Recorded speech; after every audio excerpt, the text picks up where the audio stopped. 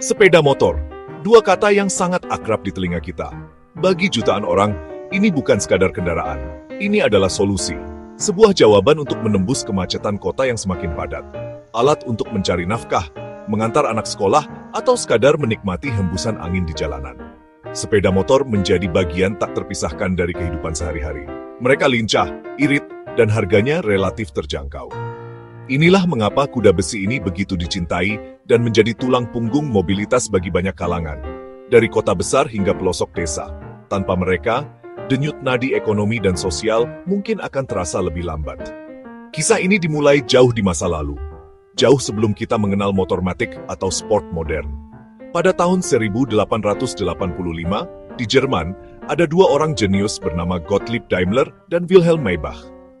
Mereka bukanlah yang pertama memasang mesin pada rangka sepeda, tetapi mereka adalah yang pertama berhasil membuatnya berfungsi dengan baik. Mereka memasang mesin pembakaran dalam kecil pada sebuah rangka kayu. Kendaraan ini diberi nama Daimler Reitwagen atau Riding Wagon. Inilah yang diakui dunia sebagai sepeda motor pertama yang sesungguhnya. Sebuah tonggak sejarah yang akan mengubah cara manusia bergerak selamanya. Reitwagen sangatlah sederhana jika dibandingkan dengan motor sekarang. Rodanya terbuat dari kayu dengan lapisan besi seperti roda kereta kuda.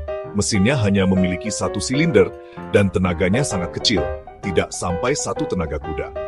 Kecepatannya pun hanya sekitar 11 km per jam, lebih lambat dari orang yang berlari kencang. Namun, jangan remehkan pencapaian ini. Pada masanya, ini adalah sebuah keajaiban teknologi.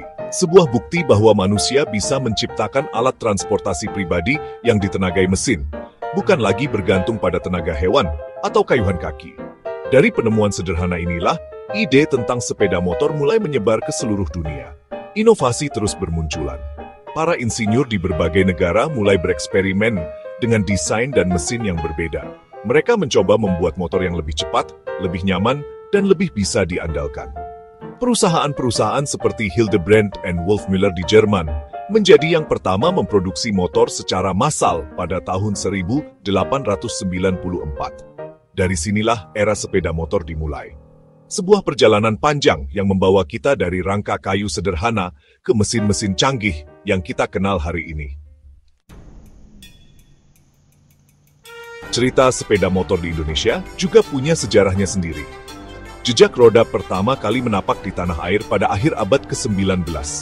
Tepatnya pada tahun 1893, seorang pria Inggris bernama John C. Potter membawa sebuah sepeda motor ke Hindia Belanda. Potter adalah seorang masinis pertama di pabrik gula Embol, Probolinggo, Jawa Timur. Motor yang ia bawa adalah pesanan langsung dari pabrik Hildebrand and Wolfmüller di Munich, Jerman. Bisa dibayangkan betapa gemparnya masyarakat saat itu melihat sebuah kereta setan yang bisa berjalan sendiri tanpa ditarik kuda. Kehadiran motor pertama ini menjadi buah bibir. Orang-orang menyebutnya kereta setan karena suaranya yang berisik dan kemampuannya bergerak tanpa tenaga hewan. Motor milik John C. Potter menjadi simbol status dan kemewahan. Hanya para bangsawan, pejabat kolonial Belanda, dan pengusaha kaya yang mampu memilikinya. Harganya sangat mahal dan perawatannya pun sulit. Motor pada era itu belum menjadi kendaraan untuk rakyat biasa. Ia lebih seperti mainan mahal bagi kaum elit yang ingin menunjukkan kekayaan dan gaya hidup modern mereka di hadapan publik. Setelah kemunculan pertama itu, sepeda motor mulai berdatangan ke Indonesia, meskipun dalam jumlah yang sangat terbatas. Merek-merek Eropa seperti FN, BSE, dan Norton mulai terlihat di jalanan kota-kota besar seperti Batavia, yang sekarang kita kenal sebagai Jakarta dan Surabaya. Para pemiliknya seringkali membentuk klub-klub motor eksklusif. Mereka berkumpul untuk memamerkan kuda besi mereka dan melakukan tur bersama. Ini adalah awal dari budaya sepeda motor di Indonesia. Sebuah budaya yang pada awalnya sangat eksklusif dan hanya bisa dinikmati oleh segelintir orang yang punya privilese. Perlahan tapi pasti, peran sepeda motor mulai berubah. Setelah kemerdekaan, dan terutama pada era 60-an dan 70-an, motor buatan Jepang mulai masuk ke Indonesia. Merek seperti Honda, Yamaha, dan Suzuki menawarkan motor yang lebih murah, lebih andal, dan lebih mudah dirawat. Inilah titik baliknya. Sepeda motor tidak lagi menjadi barang mewah. Ia mulai bertransformasi menjadi kendaraan rakyat. Masyarakat umum akhirnya bisa memiliki alat transportasi pribadi yang efisien. Dari sinilah ledakan populasi sepeda motor di Indonesia dimulai, menjadikannya raja jalanan hingga hari ini. Perkembangan teknologi sepeda motor adalah sebuah cerita evolusi yang luar biasa. Dari masa Daimler Reitwagen yang sangat primitif, inovasi terus berjalan tanpa henti. Awalnya, mesin sangat sederhana, menggunakan pengapian tabung panas dan pendingin udara seadanya. Rangka masih terbuat dari kayu atau pipa besi sederhana. Rem hanya ada di roda belakang, dan suspensi hampir tidak ada sama sekali. Mengendarai motor pada zaman dulu membutuhkan keberanian dan keterampilan mekanik yang tinggi, karena seringkali mogok di tengah jalan. Ini adalah mesin yang kasar dan belum sempurna. Memasuki abad ke-20, teknologi mulai berkembang pesat. Rangka baja menjadi standar, memberikan kekuatan dan stabilitas yang lebih baik. Sistem suspensi depan dan belakang mulai diperkenalkan, membuat perjalanan menjadi lebih nyaman. Mesin menjadi lebih kompleks dan bertenaga, dengan teknologi katup di kepala silinder atau overhead valve. Sistem pengapian magnetik menggantikan metode lama yang tidak andal. Rem tromol mulai dipasang di kedua roda, memberikan daya henti yang jauh lebih baik. Motor tidak lagi sekadar alat transportasi, tetapi juga menjadi mesin balap yang memacu adrenalin di sirkuit. Era modern membawa perubahan yang lebih dramatis lagi. Pada tahun 70-an, pabrikan Jepang mempopulerkan mesin 4 tak yang lebih halus dan efisien.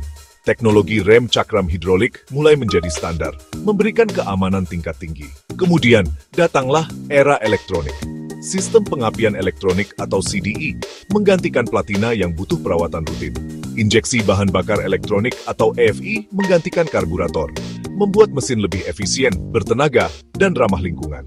Semua dikontrol oleh sebuah unit komputer kecil yang disebut ECU, Engine Control Unit. Teknologi ini membuat motor modern sangat pintar. Kini, kita berada di ambang revolusi baru, era sepeda motor listrik. Motor listrik menawarkan sesuatu yang sama sekali berbeda. Tanpa suara bising, tanpa getaran mesin, dan tanpa emisi gas buang. Akselerasinya instan dan perawatannya jauh lebih sederhana karena komponen bergeraknya lebih sedikit. Teknologi baterai terus berkembang, memberikan jarak tempuh yang semakin jauh. Fitur-fitur canggih seperti kontrol traksi, mode berkendara, konektivitas smartphone, dan sistem pengereman ABS kini menjadi hal biasa. Dari mesin uap sederhana, kita telah sampai pada era motor cerdas yang terhubung dengan internet. Di zaman sekarang, peran sepeda motor telah melampaui fungsi dasarnya sebagai alat transportasi. Di kota-kota besar yang dilanda kemacetan parah, motor adalah pahlawan tanpa tanda jasa. Kemampuannya untuk menyelinap di antara mobil-mobil yang terjebak macet membuatnya menjadi pilihan utama para komuter. Waktu tempuh bisa dipangkas secara signifikan, memberikan efisiensi waktu yang sangat berharga. Bagi jutaan pekerja, mahasiswa, dan pelajar, sepeda motor adalah kunci untuk bisa tiba di tujuan tepat waktu setiap hari. Tanpa kelincahan motor, produktivitas di perkotaan mungkin akan menurun drastis. Selain itu, sepeda motor telah menjadi tulang punggung ekonomi digital. Lihat saja di sekitar kita. Ribuan pengemudi ojek online setiap hari mengantar penumpang, makanan, dan paket. Mereka menjadi urat nadi bagi industri logistik dan layanan pesan antar. Ekonomi gig ini memberikan lapangan pekerjaan bagi banyak orang dan memudahkan kehidupan jutaan lainnya. Seorang penjual makanan rumahan bisa menjangkau pelanggan di seluruh kota berkat jasa kurir motor. Sebuah dokumen penting bisa sampai dalam hitungan jam. Semua ini dimungkinkan oleh keberadaan sepeda motor yang efisien dan terjangkau. Motor juga menjadi sarana ekspresi diri dan gaya hidup. Komunitas motor tumbuh subur di seluruh negeri, dari klub motor klasik, motor custom, hingga motor sport berkecepatan tinggi. Bagi para anggotanya, motor bukan lagi sekadar kendaraan, melainkan sebuah hobi, sebuah gairah, dan identitas. Mereka menghabiskan waktu dan uang untuk memodifikasi motor agar sesuai dengan kepribadian mereka. Kegiatan touring bersama ke berbagai pelosok negeri menjadi cara untuk melepas penat, menikmati keindahan alam, dan mempererat persaudaraan. Motor menyatukan orang-orang dari berbagai latar belakang dalam satu hobi yang sama. Pada akhirnya, sepeda motor adalah cerminan dari masyarakat kita, dinamis, pekerja keras, dan selalu bergerak maju. Dari sebuah penemuan sederhana di Jerman lebih dari seabad yang lalu, ia telah berevolusi menjadi mesin canggih yang menjadi bagian vital dari kehidupan modern, terutama di Indonesia. Ia adalah alat kerja, teman perjalanan, dan simbol kebebasan.